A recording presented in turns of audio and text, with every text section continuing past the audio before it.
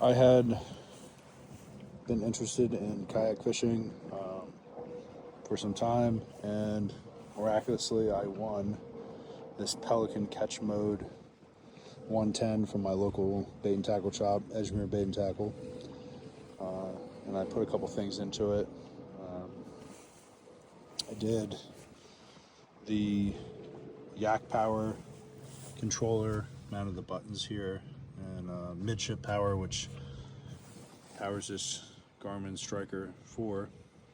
The Striker 4 has a through-hull transducer. Navarro Kayak Fishing made this mount for it. I purchased it from them. I mounted the controller in this 4-inch hatch. There's also a 4-inch hatch up front that helped me fish the port and starboard lights. But there's a bag in it for storage. I did blue interior lights. These are also Yak Power.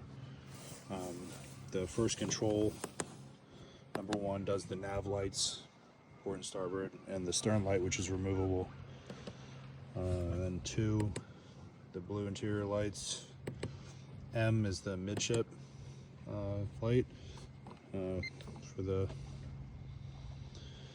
depth finder.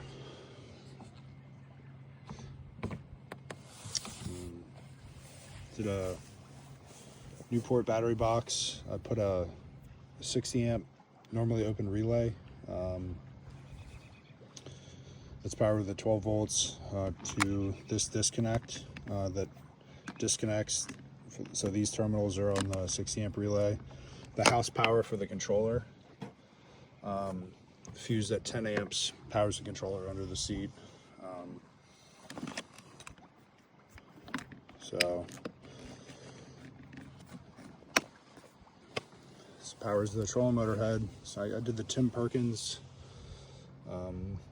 steering assembly, and I was initially going to do a junction box with an ESC, but as I was taking apart the motor, I kind of wanted to utilize the stock switch, and then I thought it'd be nice to be able to use the battery indicator on the trolling motor head. So the extend works, the stock 5 forward and 3 position,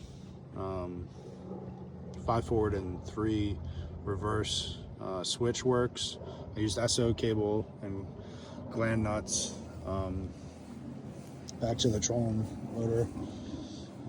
This comes with the Tim Perkins kit, the cable stop. I drilled out the mount and mounted this to it. It's very solid. Did the bullnose skeg.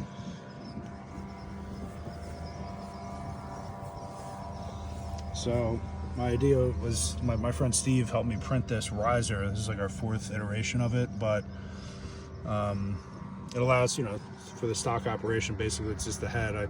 It's an 1.15 inch trolling motor, so I think you could use this with probably any trolling motor. Did the Anchor Wizard anchor. My goal with this project was to drill as few holes as I could into the hull, and then I didn't want to give up any of the areas with rod holders or things like that, or remove handles. So I just kind of wanted to keep the platform as stock as possible, but also have toolless removal. So basically these couple wing nuts and the motor mount bracket can all be removed. So I just have the power running under the seat instead of into the hull, so the entire assembly can be removed. And I got a large Rubbermaid box that everything can fit in, minus the seat. So when you throw it in the back of the truck, I'm gonna get a jet ski lift, just because doing it off the bulkhead would be a little tough. My only other thing that I kind of want to do, I think I have to cut the top part of this skeg off, but maybe be able to remotely raise. I know that I could probably just remove this if I was in shallow water so the motor kicks up, but I don't want to have to do anything to lock the motor, because I'm not going to really be in that shallow of water, so I wasn't very concerned with being able to raise and lower this yet, but if it becomes an issue, I'll figure out a way to do that.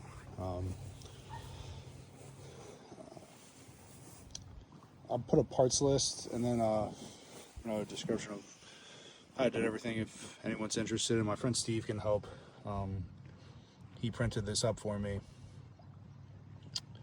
The final one will be made out of ASA with a higher fill rate, but it's very solid.